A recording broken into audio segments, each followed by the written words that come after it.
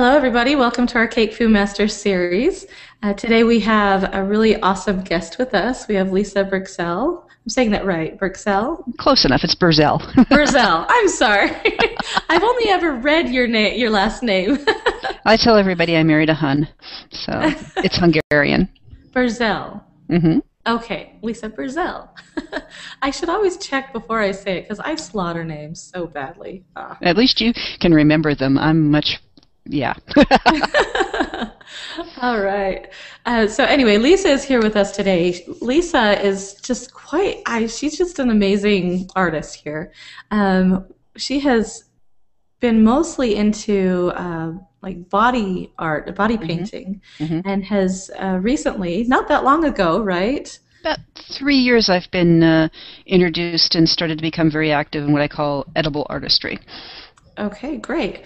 Yeah, so just not too long ago, but long enough, she has transferred over into the cake world, the edible art world, and does a lot of that kind of stuff now. And her skills are just unbelievable, unbelievable. You just have to see some of the work that she does. I mean, look at this picture right here.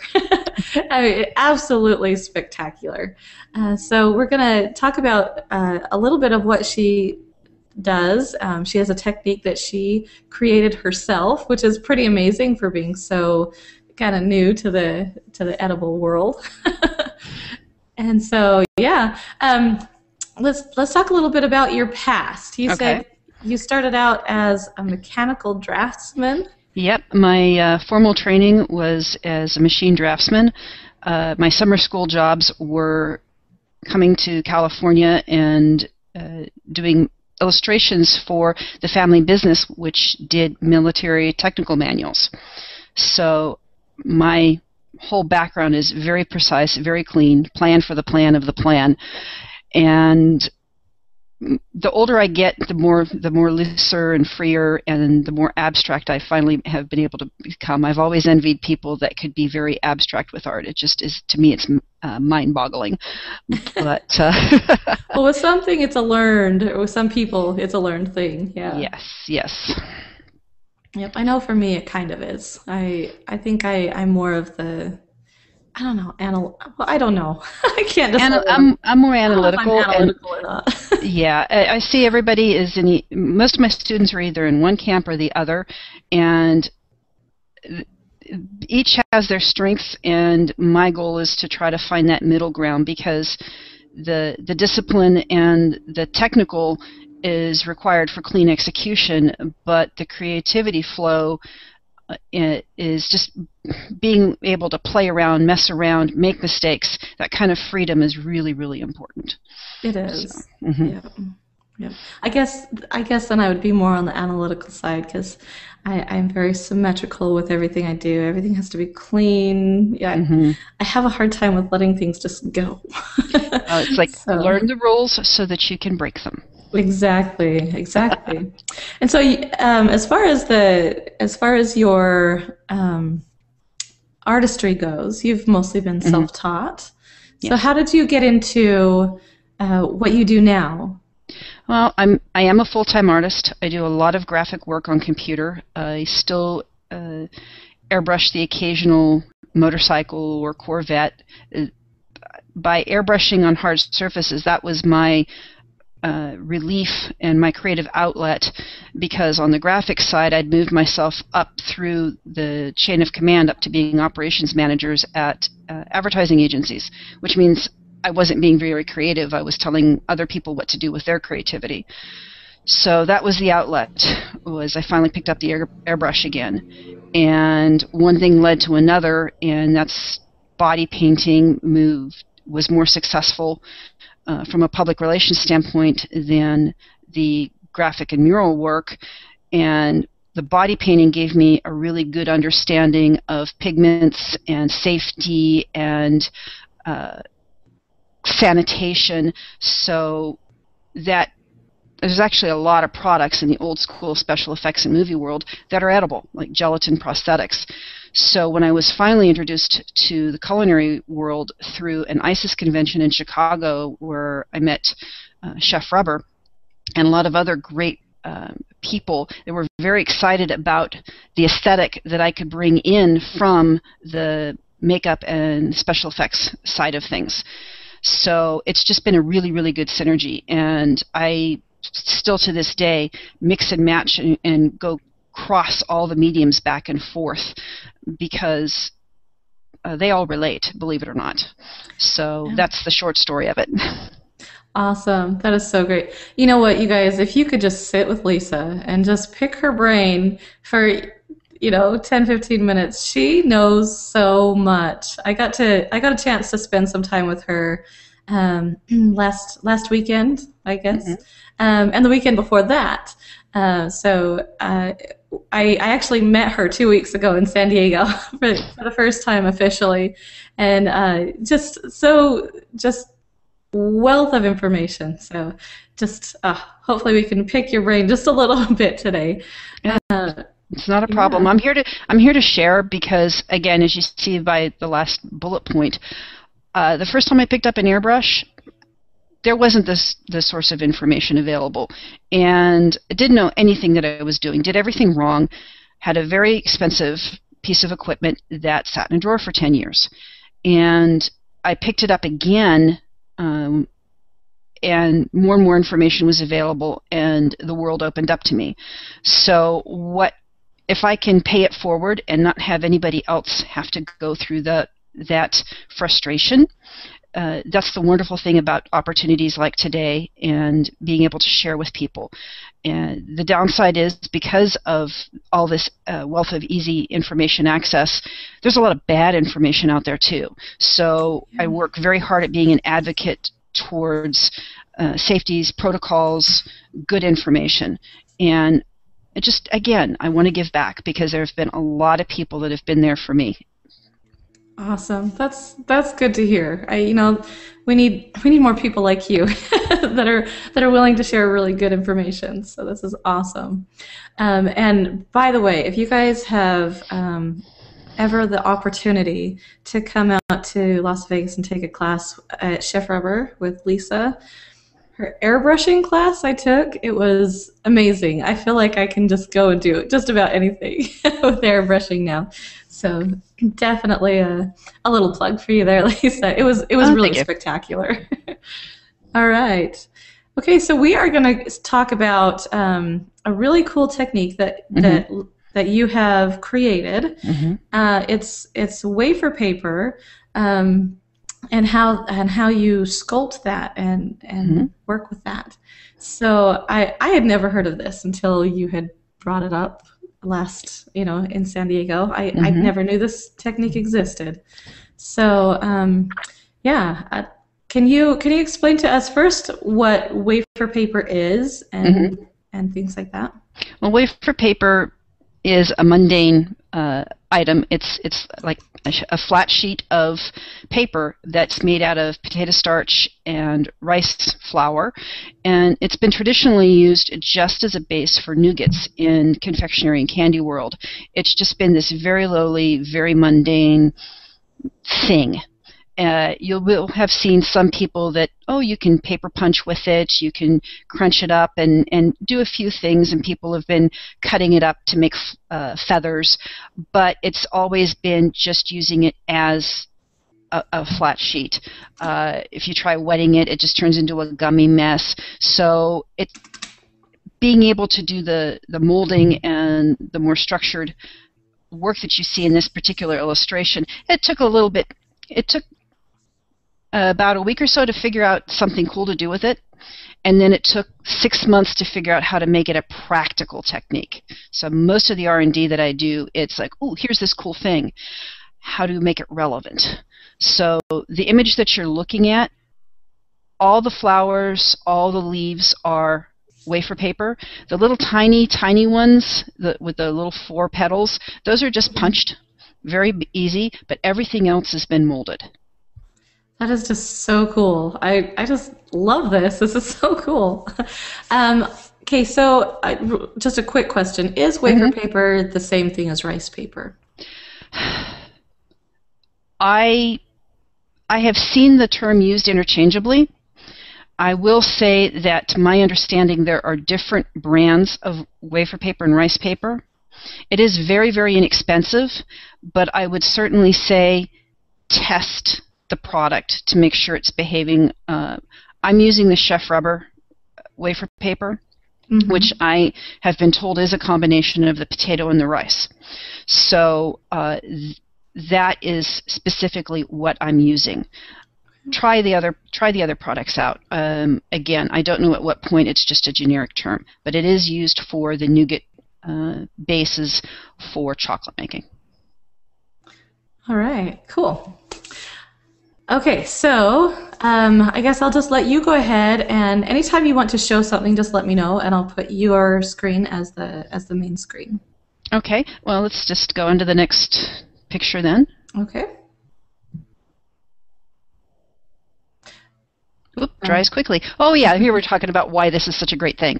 All right, the wafer paper is very, very, very inexpensive, and the tools used to do molding are inexpensive. We are using half of a press mold for flower making, petal making, and leaf veining. So it's something that a lot of artists in the culinary world already have. It's an investment they've already made.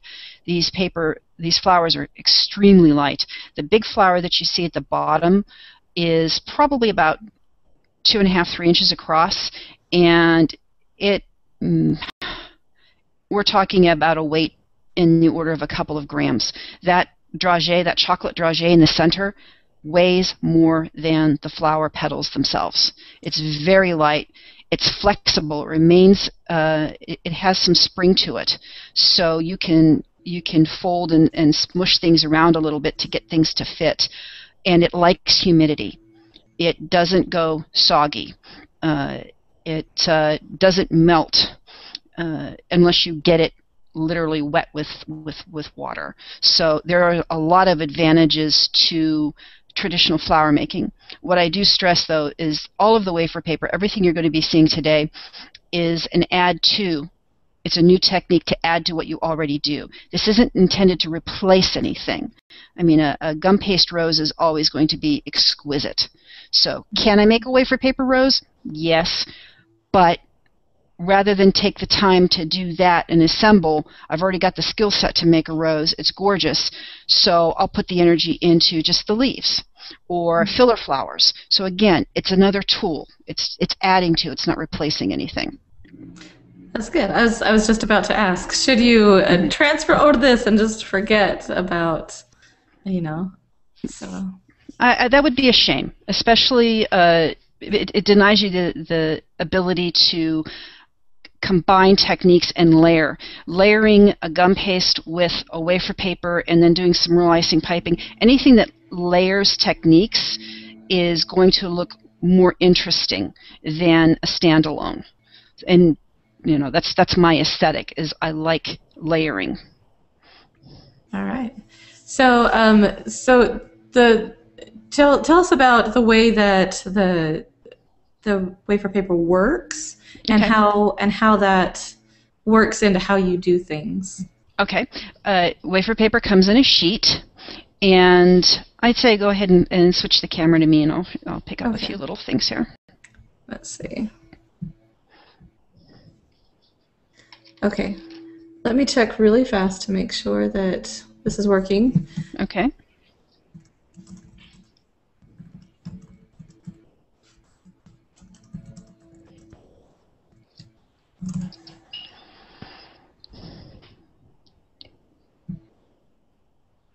Oh, good. Okay, it's working. Yay! It's the first time I've ever done this, so yeah. So yay! All right, so yeah, go ahead and you should be the main screen. Everybody should see, and go ahead and show what you wanted to show. Okay. Well, the wafer paper just comes in a sheet of paper. It's just very flat, and it comes in a pack of 10 to 100 sheets, and it cuts very easily. So you just cut out.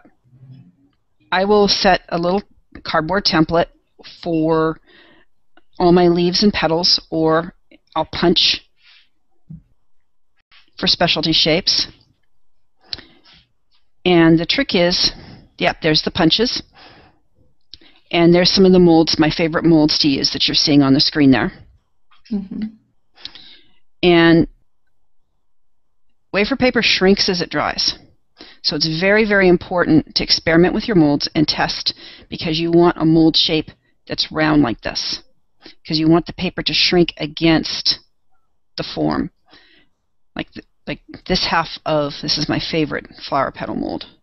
You can see it's got nice round. Mm-hmm. So it gives a surface for the paper to shrink against. If I used the other half of the mold, which is cup, what will happen is the wafer paper will pull up out of the mold. Okay, and kind of fold in on itself. Mm-hmm. Just use this half. You don't want to try pressing. Save this little guy here for making little blossoms where you want something to pull away from and curl up in on itself. Okay. And let's see. You can use plastic tweezers are the one thing that you're going to want. These are just like little jam tweezers. And you're going to want on silicone. You're going to want to work on silicone or silicone mats, because wafer paper, when it's wet, is very, very sticky, very gummy. And you have a fairly short work window of dipping your petal into water and placing it on the mold, and it'll just slump. It'll just go. And that's the hardest part for people to pick up, is figuring out the work window. Once you've got that little bit of experience, the molding is very easy. So that's pretty much it. I mean, give yourself about a half hour, 45 minutes to just play with wafer paper, see what the work window is, see how fast you can slip like almost like a water decal. Dip into water and slip it across the mold. There should be a picture coming up that shows what the wafer paper looks like on the molds. Okay, let me see if I can find that. Yeah. There you go. Okay. Perfect example. Yes, perfect example. You can see at the bottom, those are leaves. And on that blue mold, you can see how the wafer paper goes transparent, and you can almost see how sticky that is just looking at it. You just set the paper on that mold and just let it dry. That's pretty much it. I will use a dehydrator to dry quickly, or I'll put it under a heat lamp from a chocolate warming box and let it dry on its own. It dries, a leaf can dry in 5 minutes. A full petal arrangement, because there's more water involved, takes a little longer to dry, maybe 7 to 10 minutes. If you're in a dehydrator or under the lights, it'll dry even faster. If you're working with warm molds, it'll dry faster still. So that's another advantage of this technique, is it's very fast. You can cut out a petal, mold, dry, airbrush, and assemble a flower in half an hour. Okay, great. The best way to go is assembly line, is just process. Boom, boom, boom, boom, boom. I will cut out a bunch of shapes and have them at the ready. The molded pieces like this, I'll mold them up and I'll throw them in a box, and no desiccant required, and just store them until I have a project, and then I color per the requirements of the design and assemble. So they last for, forever. Awesome. Pretty much. Yes. That's great. Okay, so another question. Can you use anything other than a silicone mold? Try. I know that if you're working on aluminum, like I do cherry branches, and I'll use an aluminum armature, but you've got to have a lot of oil on that. The wafer paper likes to stick and adhere. It really does.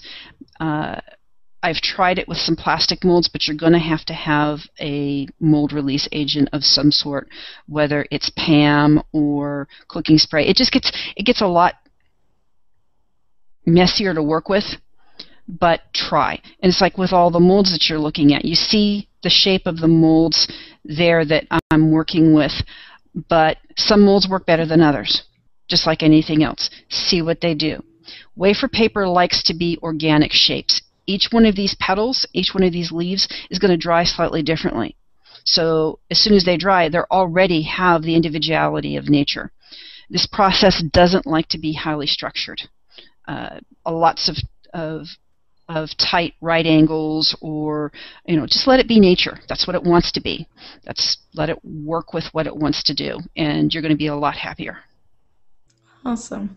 Okay, so an overview of basically the process. So you're going to just dip it in just plain water. Does it need to be warm or cold, or? Yep. When you're learning, the cooler the water, the better. The warmer the water, the less work time you have. The faster it goes from a flat piece of paper to just sagging and slumping. So when you're learning, run with colder water. Okay. And, yep. That's a good tip. So then you're going to just get off all the excess water? Yep, just drag it along the edge of the bowl. Dip, drag along the edge to get off the excess, and have your mold right there, and just slide it straight onto that mold, and you'll watch it sag. And if it's not completely in contact with the mold, you can use a mop brush that's damp to just push it into the crevices of the mold.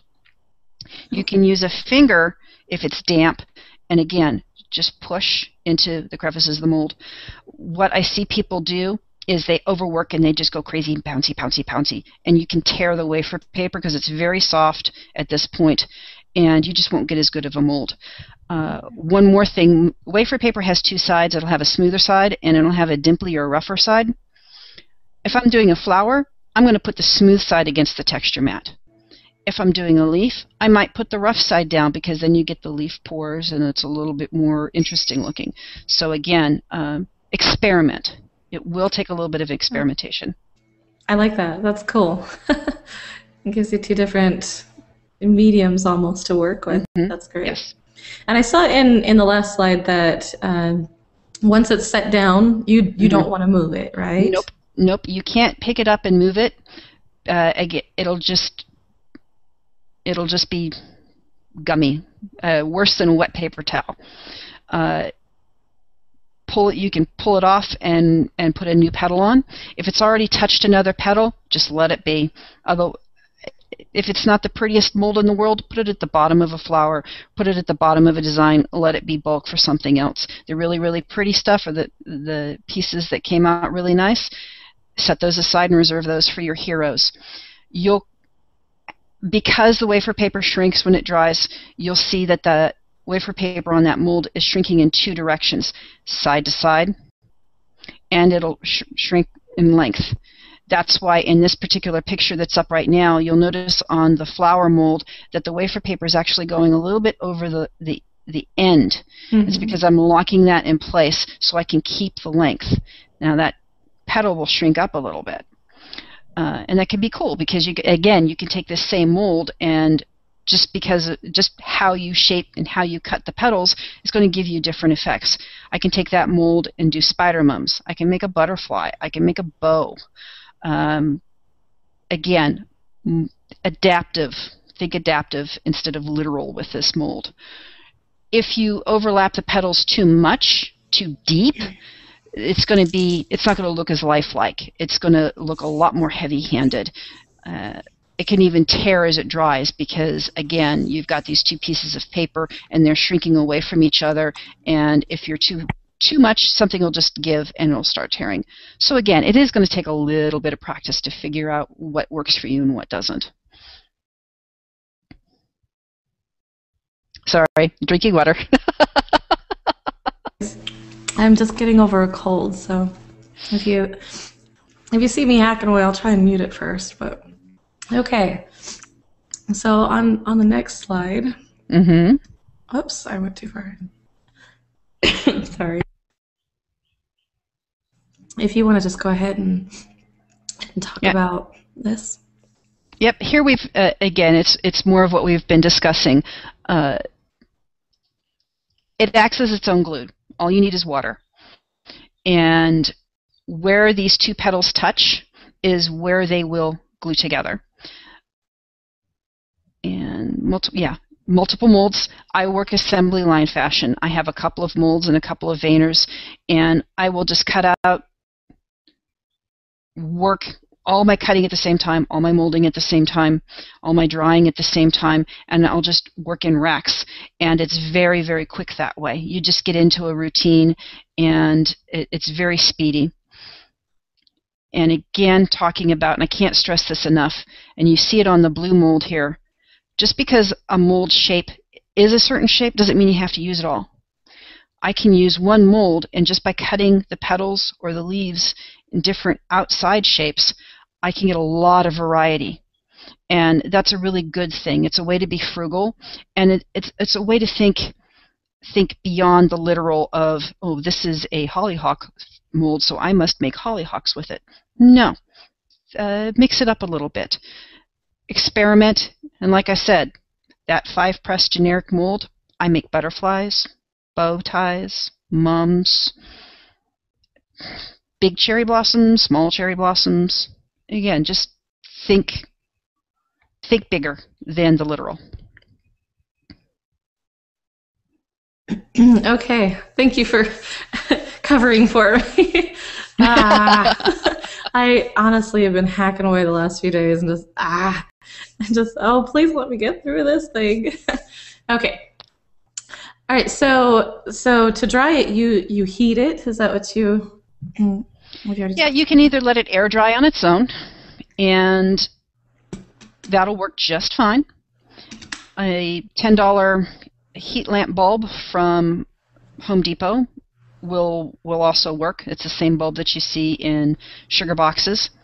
That will dry from above. A dehydrator works brilliantly. What you don't want to do is set it in front of a fan, because as soon as this paper starts to dry, it'll start lifting up off of the mold, and it's so light it'll just blow away. Fly away. It'll fly away. You can put it, if you've got an oven with a pilot light, set it in there. You're looking at something about 95 to 100 degrees. You don't need to overdo this. And once the molds are warm to the hand, they will dry faster. When you're first learning, everybody uses way too much water, so they're going to dry a little slower. You can watch the wafer paper dry. It goes from that almost clear, transparent, gummy mess on the blue to where on the flower mold you can see it's going back to white. Okay. So if it's completely white, it's dry. And you can watch, it'll want to stick to the mold a little bit if it still has a wet spot. Sometimes it'll release, other times that wet will stick to the mold while you pull the rest of the wafer paper away, and then you have a hole in a mold. So when I'm demolding and putting in my boxes for storage, just make sure everything's good and dry, because if there is a wet spot and it touches another item, they're now going to dry together and want to stay together in harmony forever, unless you literally break one away from the other. Okay, that's good to know. Mm-hmm. Yeah, you can't remold effectively. Say you don't like the way that one leaf came out, I'm going to put it back on. No, just make another leaf. Okay, so let's talk about if it gets too, or can it get too hard? It can be too brittle. When they're first coming out of the dehydrator, out from underneath that light, they're very, very, very, very dry, and that's when they're their most brittle. So you don't want to snap it off of a mold. Work if it's Just get up here. There you go. Okay. If it's on a full mold, half of it may be lifting off on its own. Another portion, like over here, may be stubborn and staying down. So just take your thumbnail and just pop it up off the mold. Work it, pop, you're fine. If it's so dry and brittle that if you get heavy-handed with it, it can crack it. Let the wafer paper, sit for a few minutes, let it reacclimate to the ambient humidity in the room, and it's fine. And you'll see with this piece here, you can see how flexible that is. Oh, wow. You know, there's a flat shape. And let's see how far it goes before I break it. So I'm almost folding it in half. You can just barely start to hear it cracking. Oh, wow, that would be really convenient for assembly purposes. Yeah, yeah. Nice. And if you heat it up a little bit in your hand warmth, again, just that tiny bit of humidity, you get even more. So Even more. Great. Touching the sides together. Again, something you can't do with gum paste and pastillage and traditional techniques. This is the other nice, I know we're getting ahead of ourselves a little bit, but when we start airbrushing, it adds just enough moisture that you can flatten out or remold slightly. Like you want that little leaf to curl up. Mm-hmm. All right, let's see. Right, and if one of these hits the floor, it probably won't break. Now, if something does crack, if something does break, you got in a rush, whatever, you can patch this. You take a little wafer paper patch and you patch it. You just tear a little square of it and dip it in your water and patch it from the back side and let it dry on its own. So it is patchable to that extent. Perfect. Now we get into coloring. Yay. Okay, so we're going to let you talk a little bit about airbrushing and then, and how to incorporate that into your flowers. Okay. Wafer paper likes airbrush as long as we're not like painting the barn door and applying a lot of color too heavy. Wafer paper also, once it's molded, has a lot of shape to it. And what we want to do with the airbrush is accent and highlight what we've just made with the mold. It's going to be more interesting that way. We're going to use the color of the wafer paper as part of the design. Since the airbrush spray is a cone, just like a flashlight beam, it's going to spray straight in a bullseye. And that's what you see at the top. If I held this leaf up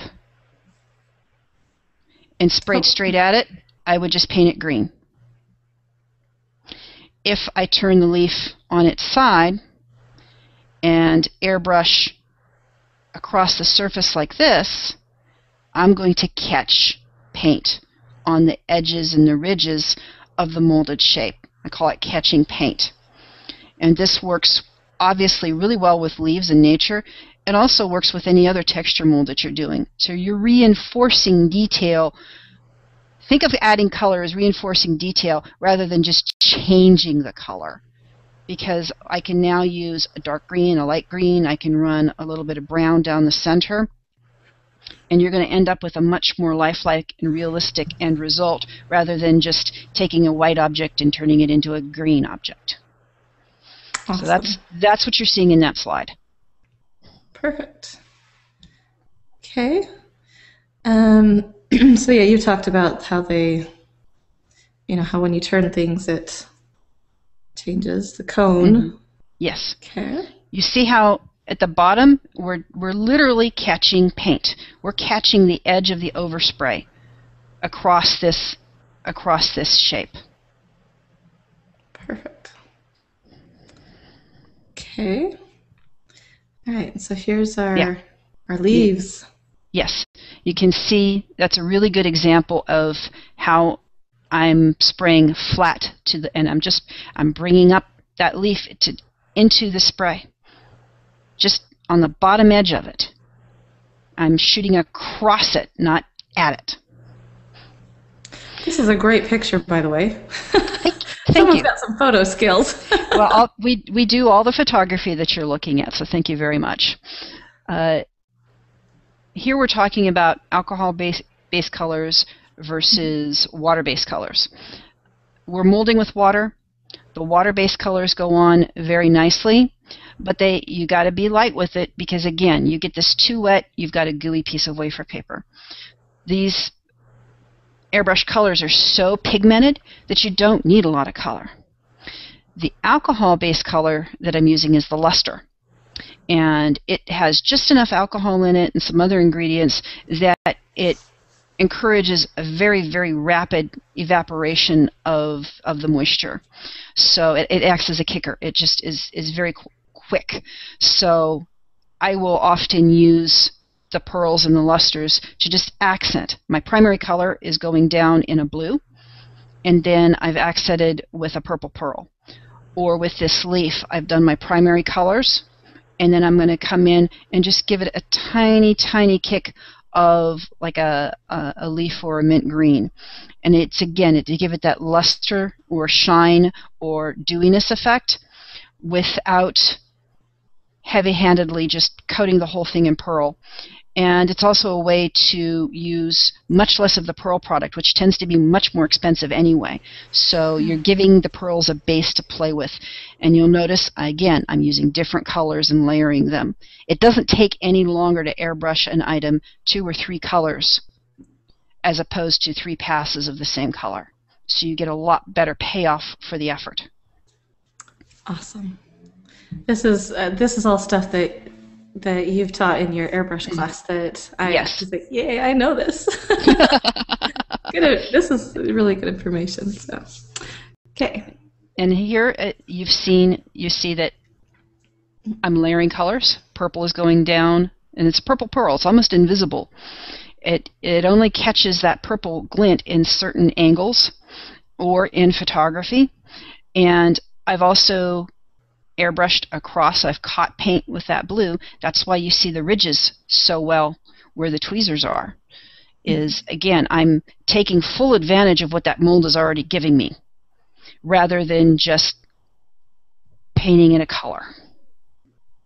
Awesome. And did you attach these before you airbrushed the color onto them, or? Yeah, this is what you're looking at there is the blank version of a molded flower petal. So this 5 piece is all white, and it came out of a box. And this is what I held with the tweezers and airbrushed. So the 5 individual petals have been molded onto my 5-petal mold and allowed to dry in place.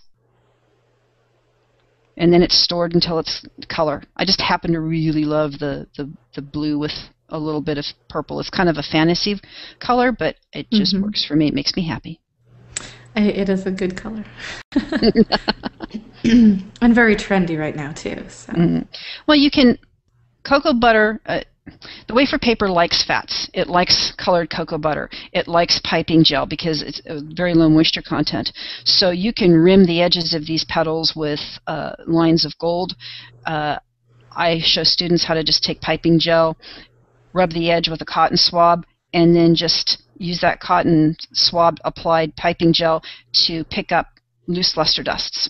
So it looks very, very pretty, and it's a nice way to add texture, and the wafer paper will support it. You can airbrush with your classic vodka and lusters.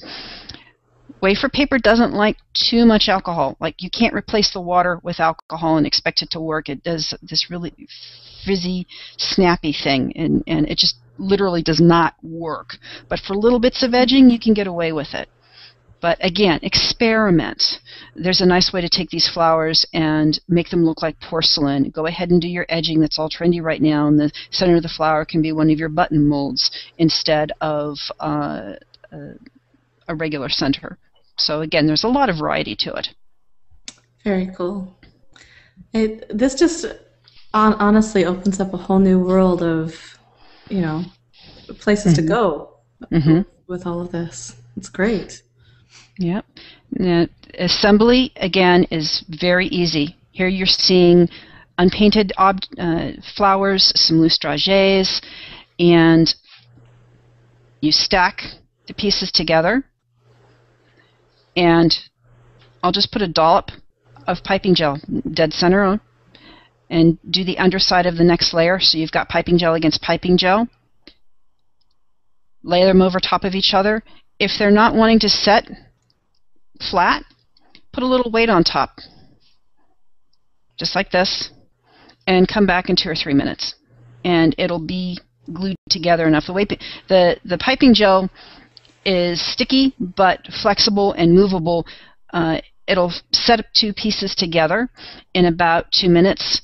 They'll be repositionable for about 10 to 15, depending on how hot and dry the environment is. And then it's just perfectly sturdy. So all of the assembly that you're seeing here was with clear piping gel. Perfect. And oh, look at how gorgeous they look. I just love it.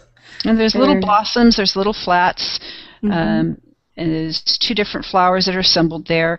You can do 2 layers, 3 layers of the petals, just whatever you want. Awesome. And I love the coloring of those leaves and the gold tones and the blue and the purplish and pinkish. And the leaves look really incredible if you airbrush them a green base and then use like an antique gold. So if you're doing an anniversary cake or a celebration cake along those lines, you can go into some fantasy colors that just look so expensive, and they're so light. And because this wafer paper is so light, you don't have to put a wire on each and every thing. You can if you want to. I will use piping gel to glue a wire on the back of a flower. I'll poke it up through the first layer, wrap it around, and then it's literally between the 2 layers of flowers like this. And you could put it on a leaf if you want to, but that's really only when you need something to be up and off of the cake. Otherwise, the piping gel will allow you to have a flower literally stuck to the cake wall and going out to a side like this. And it's so light that you can do things that you just can't do with the conventional weighty pastiage or gum paste flowers or leaves. I love the idea that it's so light, because I know we talk a lot about how you shouldn't stick wires in cakes and things like that, especially when you're doing competitions and and so to have something like this that's so light that you can just kind of stick to the side and not have to have it falling off and weighing down. This is really cool. And the product it plays well with your whipped frostings and your buttercreams. Buttercreams have enough butter content that it'll hold up. I mean, will it eventually go soggy? Yeah, but just the same as it would if you were using, again, your gum paste or your fondant techniques. Okay. Well, good to know. Okay, and here's some of the things that we have a few pictures of things that can be done with this wafer paper. So yes, the branch is wafer paper. It's hollow. There is no structural support in that other than the rigidity that I got from making the mold. You can see that I've got flowers coming literally up, off, and away from the cake with no armature. Those are all cherry blossoms, and there's a little tiny bit of fondant for the green and yellow on the inside for the center. So you can also see that there's some plain dragée and wafer paper cherry blossoms. The branch was molded, and the inside armature was pulled away. It was just crushed aluminum, and it was painted with colored cocoa butter, and then it was dredged with cocoa powder, because I wanted that branch to have that dry, barky feel. It looks amazing. It really does. Okay, and I know everybody's going to be asking, what is the cake? What's the surface of the cake? Because that's cool. Let me talk about the dragonfly for just a second. Okay. The wings of the dragonfly are wafer paper. The body is gum paste. Remember that blue leaf mold that we looked at a couple slides ago?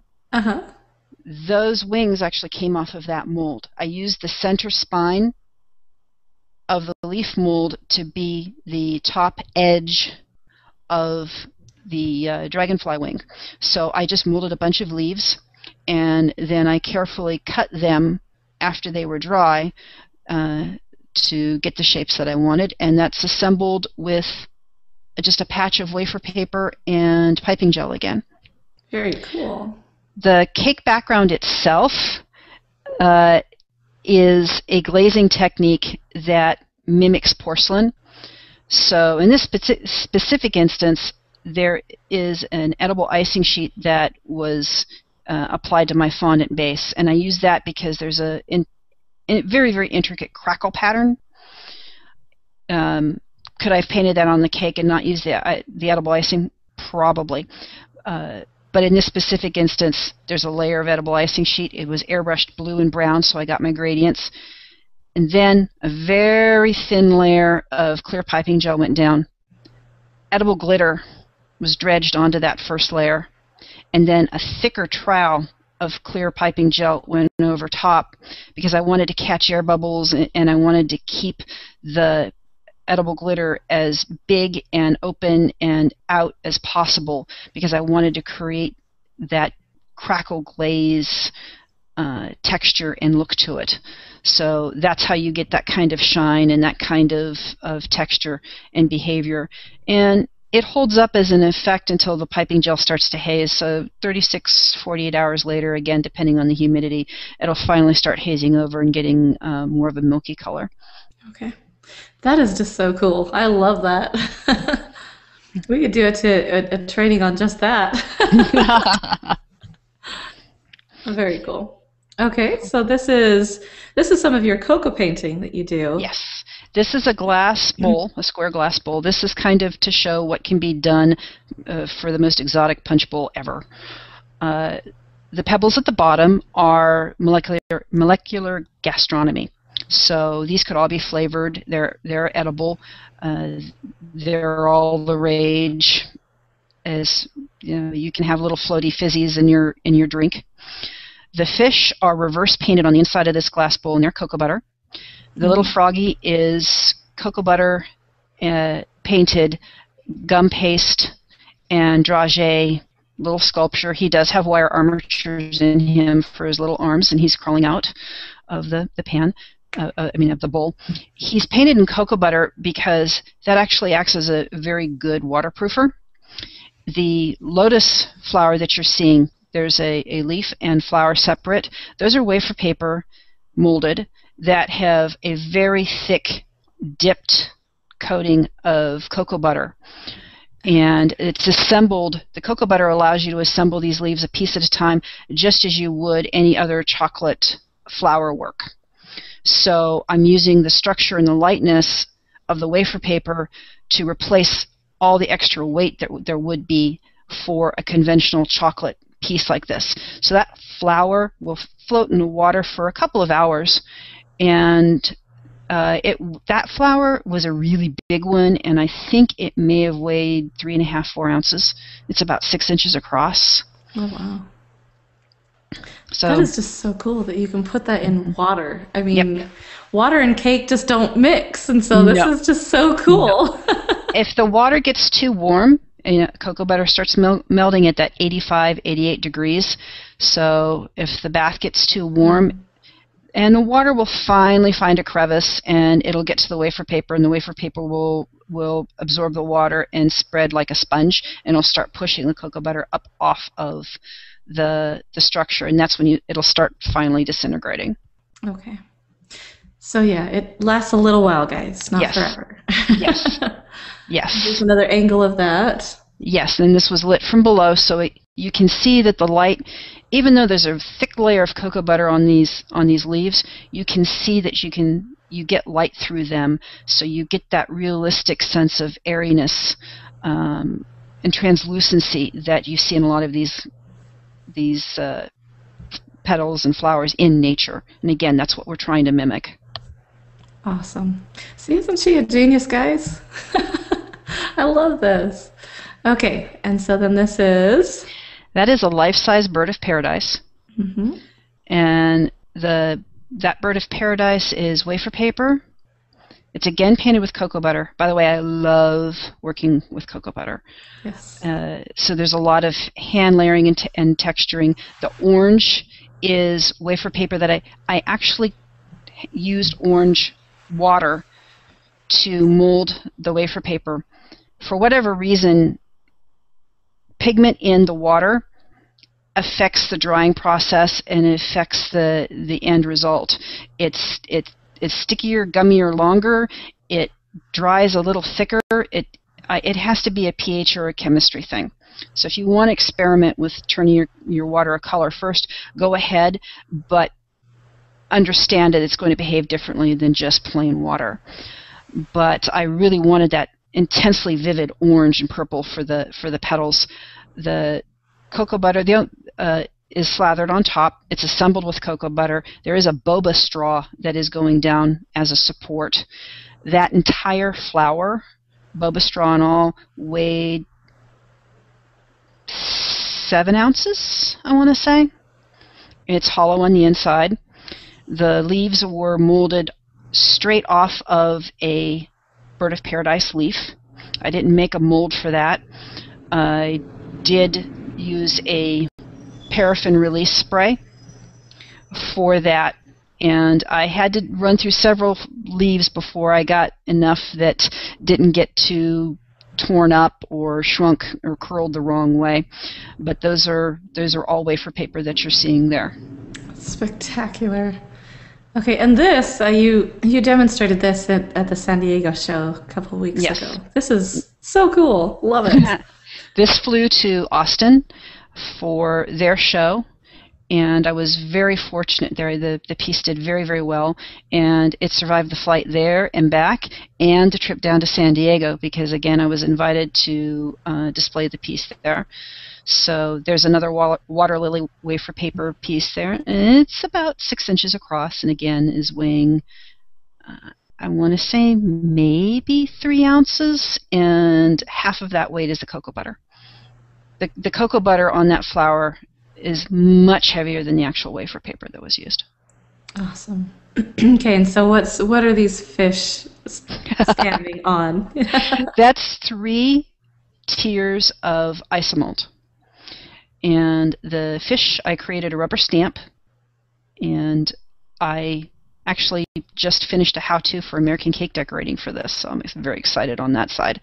But I made my own rubber stamp for my own sketch, stamped it on the inside of the curve, and then hand-painted all the cocoa butter colors.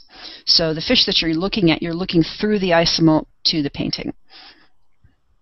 Yeah, and so it's your reverse painting, and this is something we should, have you teach. Also, you just know so much. It's so cool. Well, I actually took a class on your cocoa butter painting at ICES last year, so very, very informative. Mm-hmm.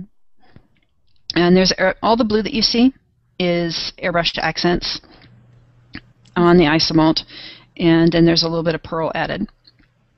And these little beady things down at the bottom?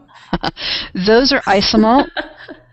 They're isomalt pebbles, and I developed a technique that mimics fused glasswork, but I'm using pasta as an armature, and it allows you to have something to grab a hold of with your tweezers and help manipulate. It's just so much easier to work with these shapes using that base underneath. And this is an offshoot of a necklace class that I teach that is basically making glass beads with 0 molds. And you'll also see one of my mentors and biggest fans out there, Peggy Tucker, teaching this technique as well. She was one of my primary technical advisors for, again, I've got this really cool idea. I know there's something that's really great for the industry. How do we take that idea into something that is practical? So that's what she was a champion of. So yeah, it's a lot of fun playing with lusters, playing with crushed glass effects. It's just the opportunities and the ideas are endless there as well. They're just so cool. Another shot of that same thing. Yep. Isn't that just spectacular, you guys? Just love it. Okay, we have so many questions. Oh boy, we have lots of questions. So rattle away. We will get going on those. Try and get a few of them asked. Okay, let's see.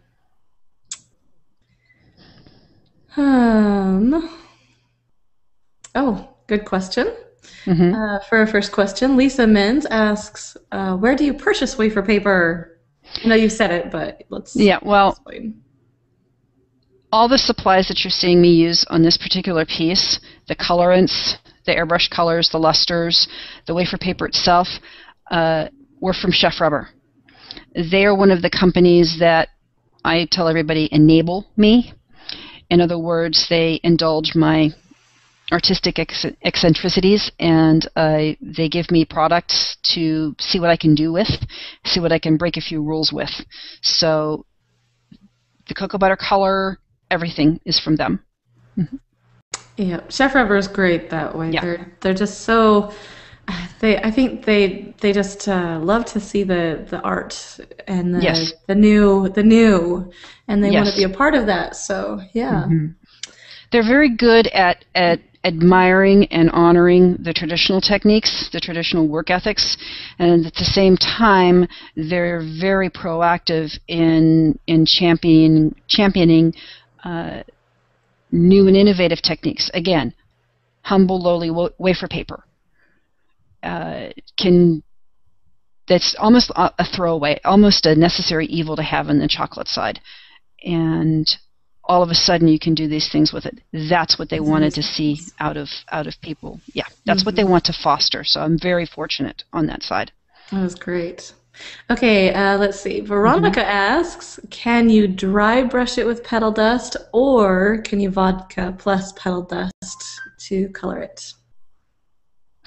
I have had students tell me that they can dry brush. It's not a technique that I use a whole lot of because I have my Grex airbrushes and I really like to airbrush. So I don't know how strong the color transfer would be, but I do know that it can be done.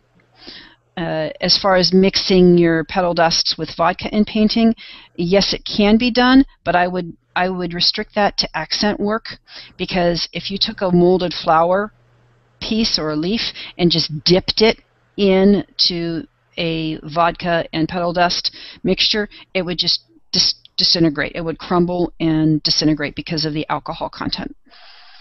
Awesome. There are quite a few questions asking about the strength of this. You want to show them again what you did with that flower? Sure.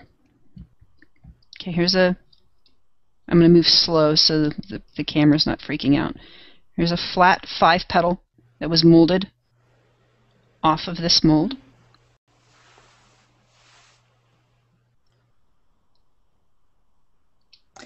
I'm now touching. Okay, so it is flexible, but it is strong. It is strong. I finally broke it. Okay. And that was with pushing it and pulling it back apart. It's not gummy at this stage, but it is pretty strong. Okay. But if it's at a higher heat, it's more likely to be...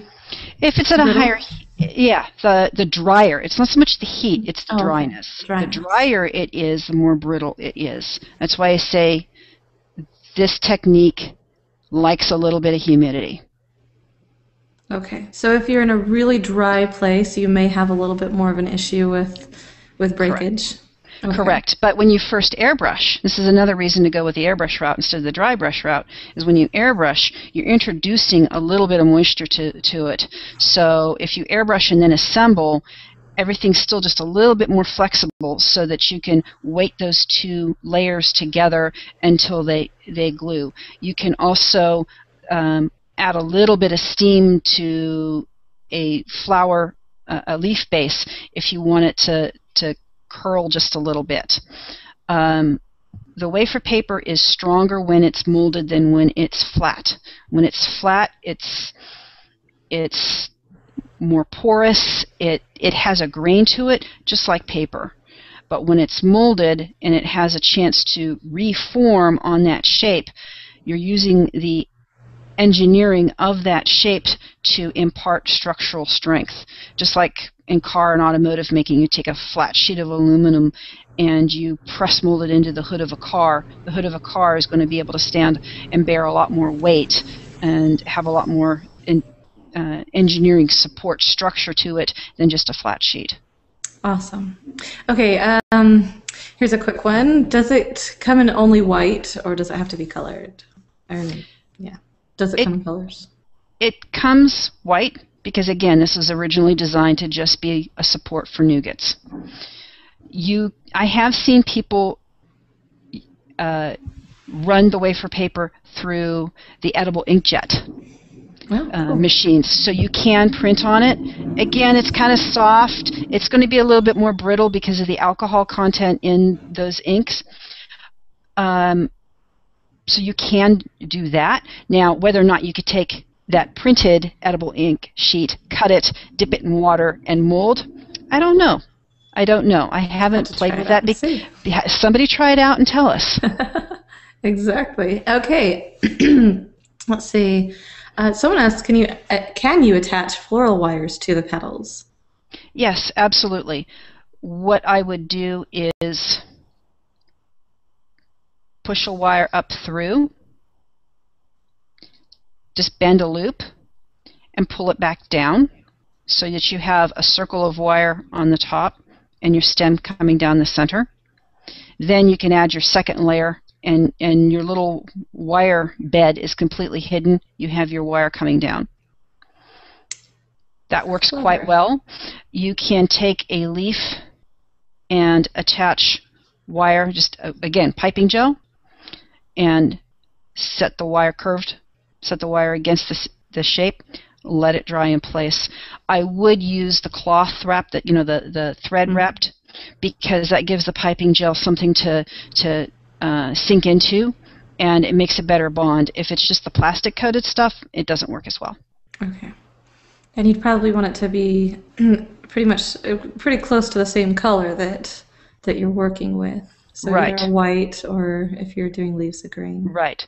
And since you don't necessarily have to wire each and every leaf, you can get away from having to do the green floral wrap as much. So you can end up with a much lighter and much more refined wire stem than, again, traditional techniques. The little green leaves that would be on the bottom of the flower, again, those don't all have to be stemmed because they can be glued straight to the bottom of your flower base. Perfect. All right. Debbie Beasley asks, and this will have to be our last question, I think, because we're running over a little. She says, if you overspray and the flowers or leaves become wet, where do you place them to let them dry without taking on another form? Set them on a sill mat. If they go completely soggy flat, that's it. But if they're just a little softer than you want, just set them on a sill mat and let them dry out until they get the level of softness that you want for working with. But again, because the wafer paper is so inexpensive, if something like that happens, just grab another one. Awesome. All right, and here's a little bit of information on where you can find Lisa. We have one class that you have coming up at the Cake Cottage. That's there in San Diego. Well, Murrieta, it's Murrieta, which is close to San Diego. Yes. And then your website is battledress.biz. Yes, there's a lot of body painting on there, and there's also pages for some of the culinary pieces too. Yes, I've actually been on your site. It's very cool stuff. Hopefully it wasn't too scary for you. There's some really interesting stuff on there for sure. Awesome. Yeah, I am a bit of an odd duck.